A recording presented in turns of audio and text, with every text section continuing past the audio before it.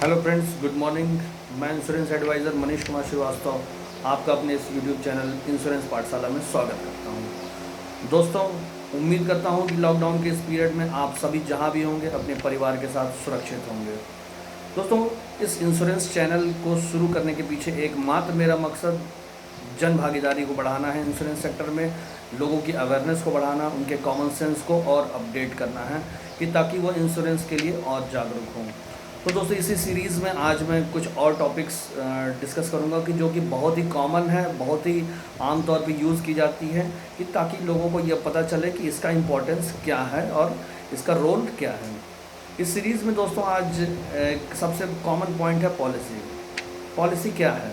Policy एक legal document है जो कि इंश्योरेंस कंपनी और पॉलिसी होल्डर के बीच एक कॉन्ट्रैक्ट, एक टाइप ऑफ डील साइन की जाती है, जिसमें एक पर्टिकुलर टाइम ड्यूरेशन में वो कंपनी उस पॉलिसी होल्डर को एक सिक्योरिटी प्रोवाइड करती है, एक तरह की लाइफ सिक्योरिटी प्रोवाइड करती है, या जनरल सिक्योरिटी या हेल्थ सिक्योरिटी प्रोवाइड करती है। अब ये टाइम ड्यूरेशन कुछ भी हो सकता है, 10 साल, 15 साल, 20 साल, 25 साल, जैसा कि उस पॉलिसी होल्डर के द्वारा उस इंश्योरेंस कंपनी से डिमांड की गई हो।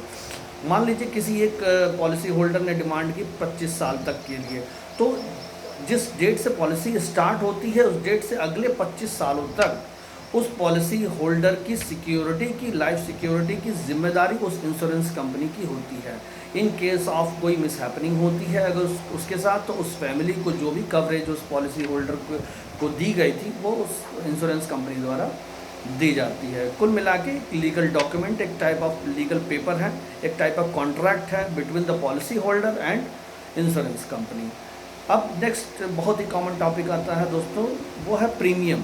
प्रीमियम को जनरलाइज करते हैं तो दोस्तों, premium is a nothing, that is the amount, जो अमाउंट है जो एक टाइम ड्यूरेशन में दिया जाने वाला, पॉलिसी होल्डर के द्वारा इंश्योरेंस कंपनी को दिया जाने वाला एक मुश्त जो है जमा किया जाने वाला पैसा है।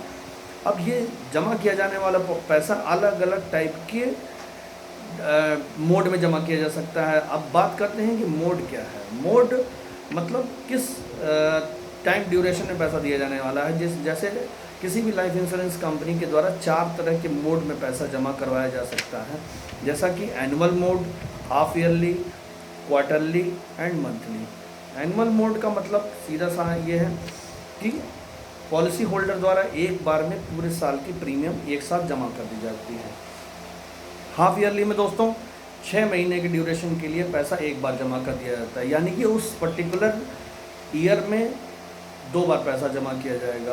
क्वार्टरली में हर 3 महीने के बाद जो है पैसा जमा किया जाना है, यानी कि उस पर्टिकुलर टाइम ड्यूरेशन में टोटल 4 टाइम अमाउंट का सबमिशन किया जाएगा पॉलिसी होल्डर के द्वारा उस इंश्योरेंस कंपनी को।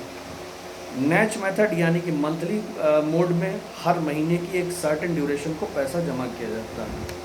इसी मोड के साथ एक बहुत ही कॉमन वर्ड आता है ग्रेस पीरियड। ग्रेस पीरियड का मतलब एक छूट, एक टाइम ऑफ ड्यूरेशन है जो आपको रिलैक्सेशन के लिए दिया जाता है किसी भी इंश्योरेंस कंपनी के द्वारा उस पॉलिसी होल्डर को। सबसे ज़्यादा छूट 3 मोड में मिलती है, half yearly, yearly and quarterly.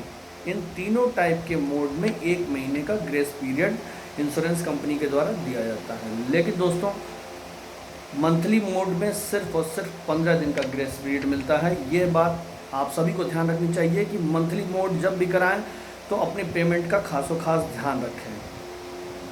अगला सबसे एक अनसुना सा टॉपिक है आप सबके लिए, वो है IRDA। IRDA क्या है दोस्तों? 10 में से 2-3% ऐसे लोग हैं जिन्होंने IRDA के बारे में सुन रखा है, इसलिए मेरा ये कॉमन मतलब एक फ़र्ज बनता है कि मैं आपको IRDA के बारे में बताऊं। IRDA is nothing, it's insurance regulatory development authority.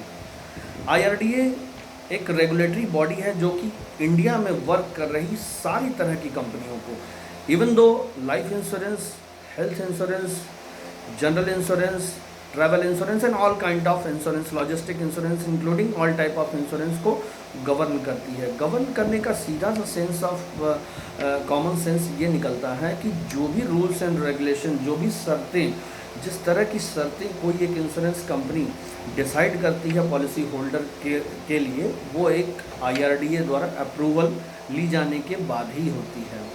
दोस्तों इस बात का एक और पॉजिटिव मतलब ये निकलता है कि ये एक कस्टमर, एक क्लाइंट, एक प्रोस्पेक्ट के, एक पॉलिसी होल्डर के फेवर की चीज़ है।